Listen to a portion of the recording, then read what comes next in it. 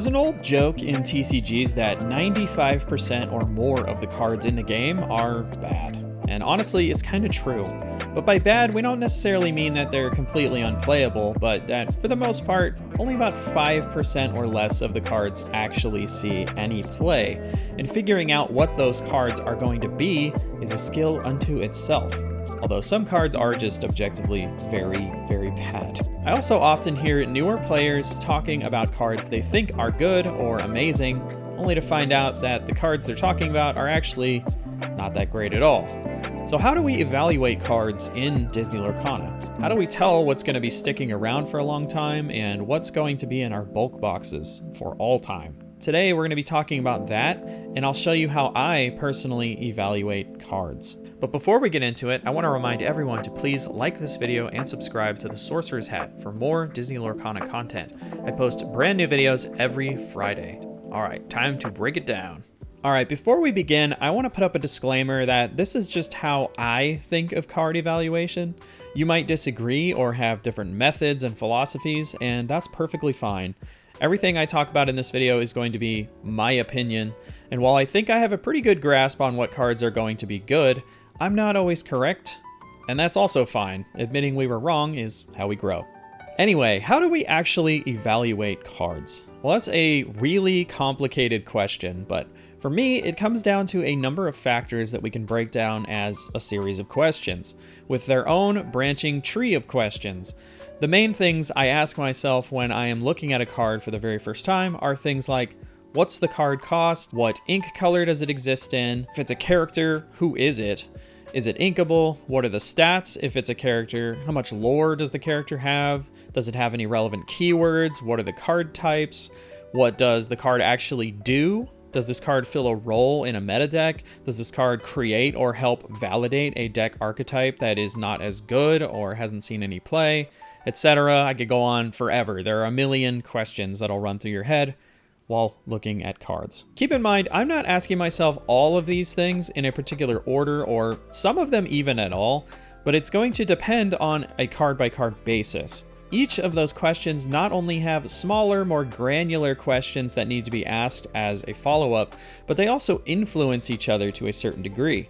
For example, if we're looking at a card's cost, we can compare that to other cards that might do similar things or have similar stats. Sometimes you can figure out pretty distinctly which card is better in most circumstances, and knowing that the other card exists will color your opinion of others.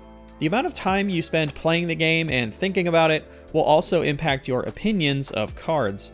The more you know about how the metagame has evolved and is evolving month to month will give you a really good understanding of what makes cards really good. As an exercise, let's take a look at a card we all already know is good and nail down why it is. This is Friends on the Other Side. It is an inkable 3-cost Amethyst action song card that reads draw 2 cards. We have a few things going on that makes this card basically a staple in Amethyst. It's a 3-cost song that draws you 2 cards, and drawing cards in TCGs is very strong. And better yet, it draws you cards around turn 3 or 4, which is the point at which your hand is starting to feel fairly empty if you've been inking and playing something every turn. And there are some other factors that could influence that, but as a general rule, that's probably what it's going to be feeling like around then. It's a song, which means that on turn 4, you can have a character of cost 3 or higher sing it for free. Unless you have a character with the singer attribute, then you could maybe even sing it earlier than that. It's also inkable, which means if you want to avoid it being discarded by something like an Ursula Deceiver, you can just chuck it into your inkwell, or if you're really in a bind and you don't need any cards, it's the perfect target to just ink. All in all, it's a very well-rounded card. Now let's take out a new card from Azurite Sea that is also really, really good. This is Calhoun, Marine Sergeant. She's an uninkable 2-cost steel character card with 3 strength, 2 willpower. She quests for 1, and she has resist 1 and 1 ability, level up. During your turn, whenever this character banishes another character in a challenge, gain 2 lore. Right off the bat, we notice that it's uninkable, but it's only a 2-cost character, so it being uninkable isn't really that big of a deal. I would say the higher the cost of the uninkable, the higher the concern you should have about its uninkability. she only costs 2 and she has 3 strength, which is pretty good. And normally the 2 willpower would be a bit low for a 2-cost character in Steel, but she has resist 1, which helps her out a lot. Her ability also means that she's very good at taking out some of your opponent's lower level characters, and if those characters only have 1 strength, then Calhoun won't take any damage, and you'll gain lore from her ability. She goes in a number of different decks that use Steel and is useful in the early game. She's exceptionally good at shutting down your opponent's aggro strategy, as she can take out the aggro threats and keep pace with lore. I could go on and get really granular, but you get the picture. Calhoun is a very good card. Now let's take a look at some cards that are not very good and talk about why exactly. This is Magicka Dispel Midas Touch. She's an uninkable 7-cost Amethyst character card with 4 strength, 6 willpower. She has no lore. She can quest for 5 and 1 ability, all mine. Whenever this character quests, gain lore equal to the cost of one of your items in play. So right off the bat, we have a fairly high cost uninkable character card, which is fairly negative. It's not the end of the world, but it's not a great start. And while she does have a shift ability to make her cheaper, none of her lower cost shift targets are all that exciting.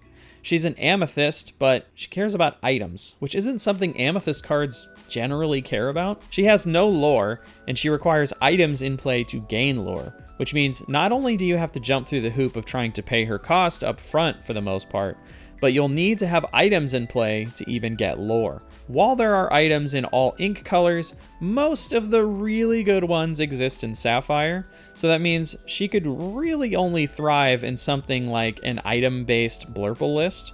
But even then, I think you would struggle to get this ability to work really well, since it requires so many different things to go right in colors that aren't necessarily compatible with this strategy, at least yet. I could see a world where this card becomes okay in a very specific niche deck, but as it stands, this card is not very good. Let's look at another really bad card and talk about exactly why it's not good. This is RLS Legacy's Cannon. It is an uninkable 3-cost Steel item card with 1 ability, Ba-boom. Exert the item, pay 2 ink, and discard a card. Deal 2 damage to chosen character or location. First off, it's uninkable, and it costs 3. So playing this on turn 3 means you're going to lose a lot of tempo when you could have played a character. Then, to even activate the card ability, you need to pay 2 ink, you need to exert the item, and you need to discard another card, all to just do 2 damage. By the time you've actually gotten to the point when you're doing 2 damage, you've spent 5 ink, you've discarded another card to do that, and you've used this item up for the turn. And every time you activate this ability, you're losing a card and spending 2 more ink. This is incredibly inefficient, especially when you compare it to a card like Fire the Cannons, which, yes, is only a one-time use, but it's 1 ink for 2 damage, and you're only using 1 card to do it, whereas with this, you're spending a card every single time. Not only is RLS Legacy's Cannon a bad card, it's maybe one of the worst cards in the game. So that was a quick look into how I evaluate cards in Disney Lorcana. Everyone is going to have different methods or philosophies, so if you do, I'd like to hear about them in the comments below. I am genuinely curious. If you enjoyed this video, remember to like and subscribe to the Sorcerer's Hat for more Lorcana videos. I post a new one every single Friday. Thanks again for watching. I hope you all have a great day, and I hope your pack opening for Azurite Sea goes really well. Bye-bye. Love you.